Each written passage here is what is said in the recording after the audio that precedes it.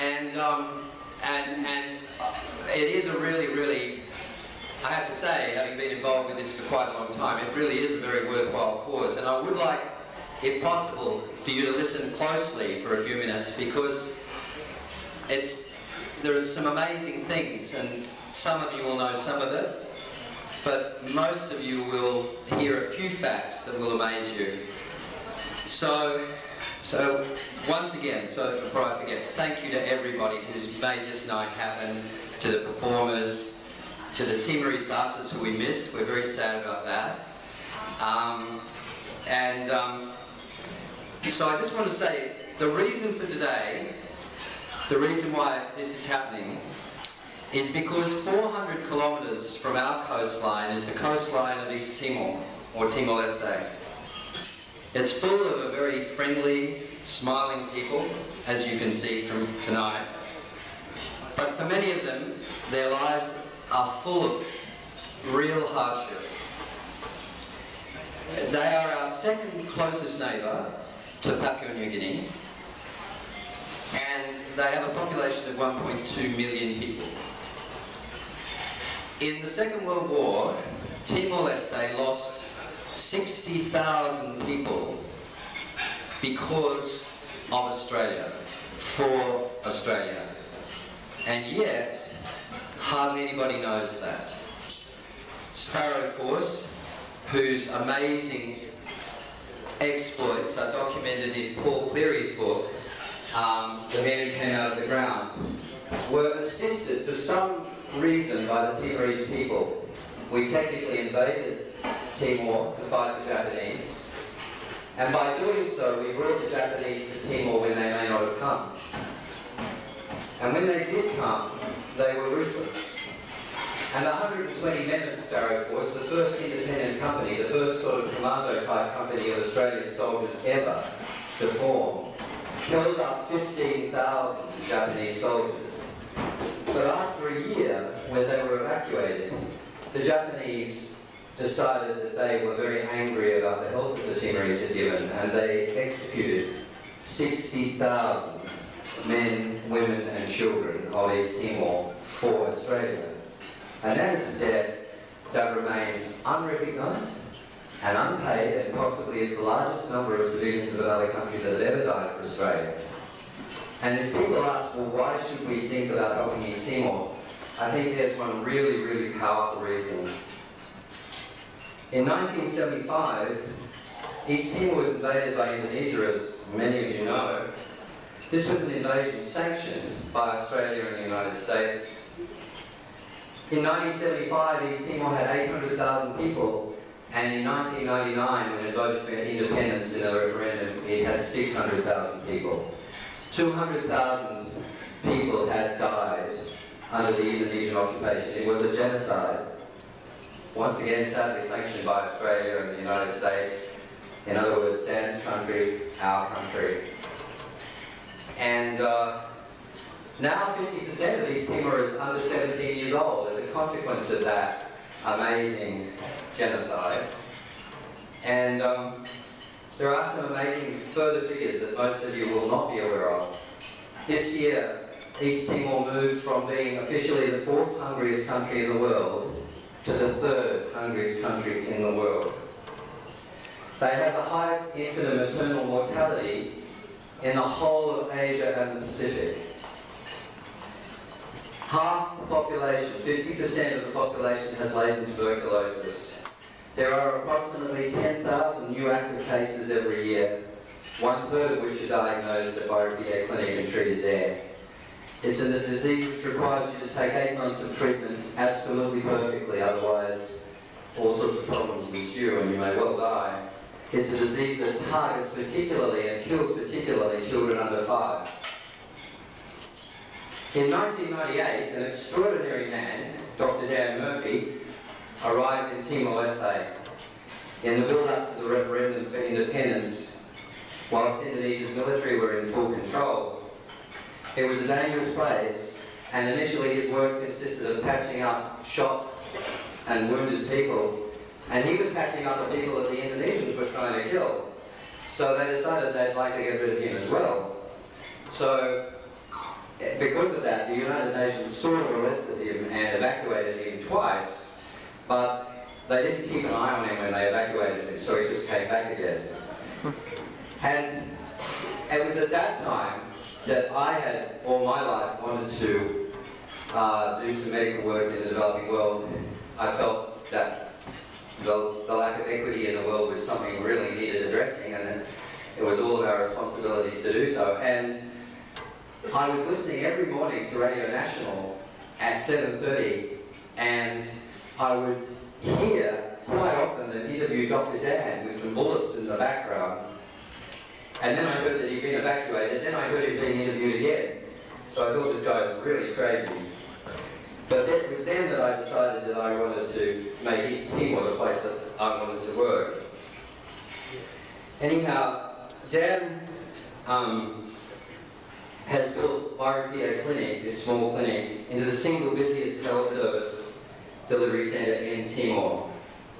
And after working to develop a hospital project for 5 years and building a team of people here in Australia, which was called the Hospital Hope, our team joined with Dan's team.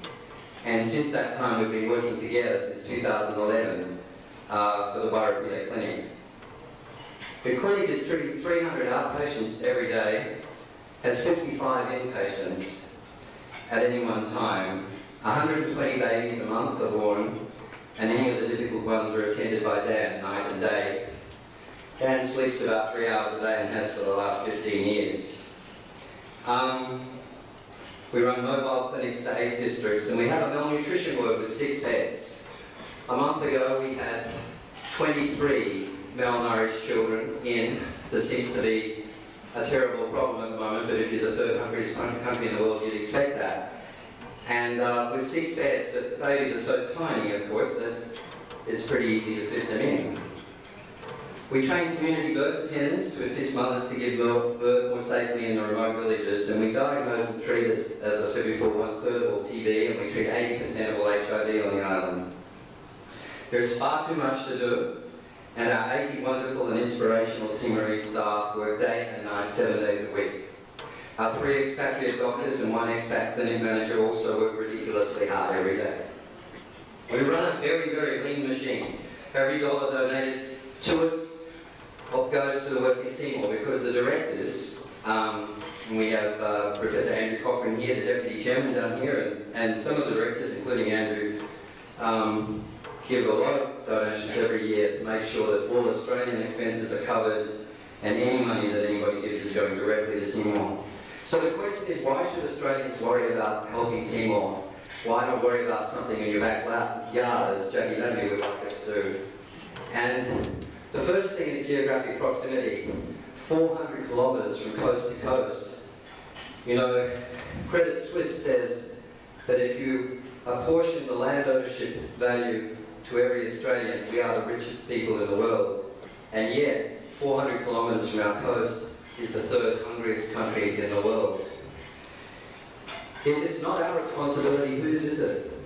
There are 4 or 5 countries, PNG, Timor Leste, Vanuatu, the Solomon Islands. They're our responsibility. There is no other great power, and we need to recognise that we are now wealthy enough and old enough and grand enough to see ourselves in that light. There's no one else to help these people if it's not us. The other countries of the world look at it and say, this is your patch. So, what can we do to help? Because it costs us $800,000 a year to run the clinic. And when you think we have 80 staff, etc., that's actually a fantastic achievement. But we're always about 3 months from financial extinction. So we really, really need your help to help us survive and keep doing what we're doing, because we have such dreams of doing so much more than we're currently doing, and yet we're straining to keep paying our staff and to promise them that we'll keep paying them in the future. So there are ways you can help, and by being here tonight and paying for your ticket, you have really, really helped. And then, of course, there are going to be some auction items which are going to be fantastic, and raffles, and we hope that you'll really sort of get stuck into those and realise that if you're paying a good price for the auction item, you're actually helping to feed a malnourished child. But also, we'd like to point out that on your tables, hopefully by the end of the evening, I brought the forms, so we got Dan's head.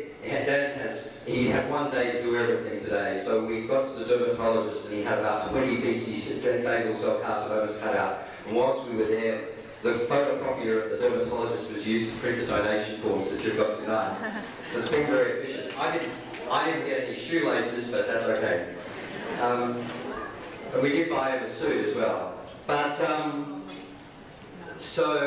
other thing you can do tonight is that what we would really like you to think hard about as well is on your table there will be a donation form and a pledge form.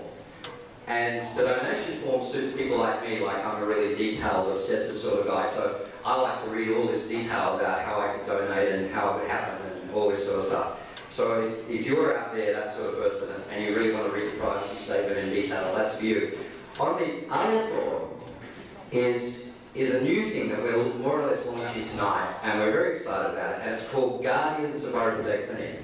And you're going to get the coolest pin if you donate $20 a month, but they're actually Guardians of the Galaxy, but it's going to be Guardians of Bairo Pite Clinic. And it's got a Superman and a Superwoman with two big red hearts, and the Bairo Pite cross, and Guardians of Bairo Pite Clinic. And the form is really simple because it's just got a box. And in the box we're asking you if you might consider putting a figure of what you would pledge to donate to help us to continue to do what we're doing in Timor on a monthly basis. If it was $2, and we had 200 people here tonight put $2 in the box, that would be $400 a month or $5,000 a year, which is huge in our terms. So that would be fantastic. But obviously we'd love to encourage you to put something bigger than that in the box. But it's a really simple way, and then after that, you just have to write your name and mobile number and email address in there. And a lovely lady, Helen Morford, who is our guardian angel. Where are you, Helen? Over there. Oh, there she is. She's the best guardian angel any clinic could have. Over there.